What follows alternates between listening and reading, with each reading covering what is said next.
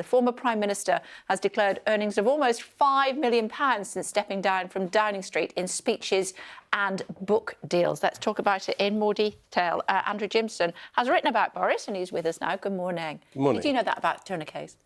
I did, actually, because I'd just been reading about Nelson, who lost his right arm, the tourniquet, which was administered, oddly enough, by his stepson, saved his life, yes. But he's been shot in the elbow, so it had to be above the elbow, I guess. OK, yeah. well, there you go.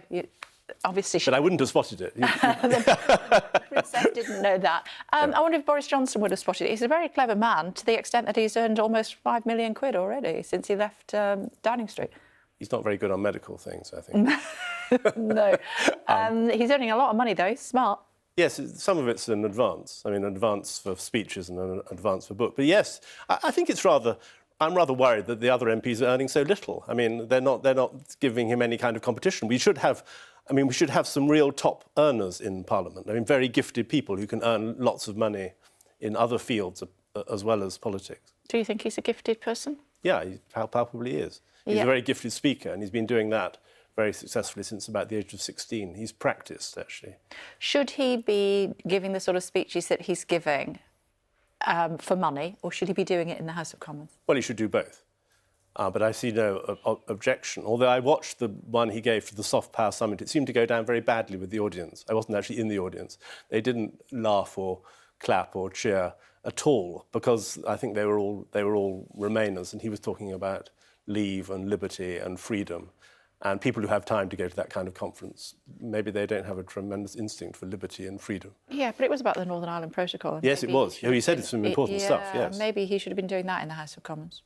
Some would say. I don't think I mean, of course, he always wants to have his cake and eat it. Yeah. But I think actually doing stuff outside the House of Commons gives you I mean, I don't mean particularly necessarily that conference, but it gives you a bit more of an idea of what the hell's going on in the outside world. So I think it's a good thing for MPs to have other occupations, whatever it may be, so that they're actually involved in other aspects of life. We were certainly led to believe when he was in Number 10 that he was desperate for cash, strapped for cash, yes. Needed to get loans, all sorts of things. Yes. You know, obviously you've written about him. How do you think he will be reconciling the fact now that, my goodness, I can earn all this money?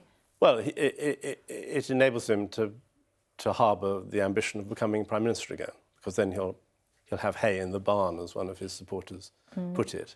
So, he's getting ready. This isn't just money for the sake of money. It's money so that he is at liberty to continue doing politics. Many years ago, he could have decided that he would just be a very, very highly paid journalist in television and newspapers, and he didn't. He went on doing that. He is very highly paid at journalism, but he took the trouble and the time, and it's a hell of a lot of time, to become an MP and then to become Mayor of London. And then subsequently Prime Minister via Foreign Secretary, etc. But do you think he has a chance of being Prime Minister again? He obviously thinks he does. I think he piling up against him. Part of the charm of his career, or part of the charm of writing about it, is that it has been one astonishment after another. It's very, very unpredictable. I can't see how he can possibly become Prime Minister again in this Parliament, because 148 of his own MPs voted against him only last June when there was a confidence motion, and then 60 members of the government resigned, and more would have resigned if he hadn't got the message. So, and one of the essential functions of whoever leads the Tory party is to unite it. He can't unite it in this Parliament. But if they have a real smash at the next election, which is what the polls say they're heading for, then, you know, he's still a big figure, and of course he'll be in with a chance. He might lose his seat. He might lose his seat, but it's quite easy to provide. I mean, lots of associations would be delighted, and someone would step down and go to the House of Lords, and so he could get in at a by-election. Maybe go back to Henley or wherever, which is where he might go back to Henley. Yeah. Yes, okay. That's possible. You say that he divides the party, but I mean, am I right in saying 106 of them voted for him to potentially be the next Prime Minister when he was could have been up against Rishi Sunak, and then he decided not to stand? Yes, it was too soon. But of course, I think he's a very cunning person, and but he also knows that it's absolutely essential to show keenness. Otherwise, people think, well, he's given up. He's just going to go and write books and give speeches, and he's not interested. So he showed he was interested, and he showed that he does, as you say, he has he still has some very, very devoted supporters who think that he's a much bigger figure, and who also think, I mean, you wouldn't be able to do this, Kay, but I can. I can think my way into the mindset of a third-rate Tory MP who knows that he's unemployable in any other capacity and that he's not going to be paid £5 million to give speeches. If they lose their seat, that's it. That's the end of the terrible blow to both to their finances and to their self-esteem. And Boris Johnson has shown repeatedly that he is the greatest campaigner the Conservatives have got, and that he makes that connection. And he's now once more able to play the game, which is his natural game. He's the insurgent. He's the person who shocks the establishment. And the more shocked the establishment is, the more a certain kind of voter laughs and thinks, oh, yes, he's the man for me. Do you think, given everything you've said, that he could be Prime Minister again?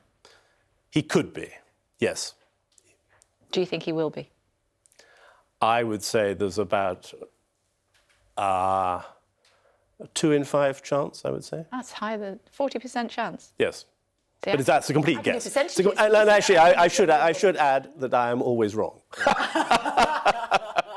I know I'm not meant to say. I'm meant to pretend that I'm the great authority, but I'm not. It's good to see you. Thanks for joining us on the programme. Much appreciated. Thanks.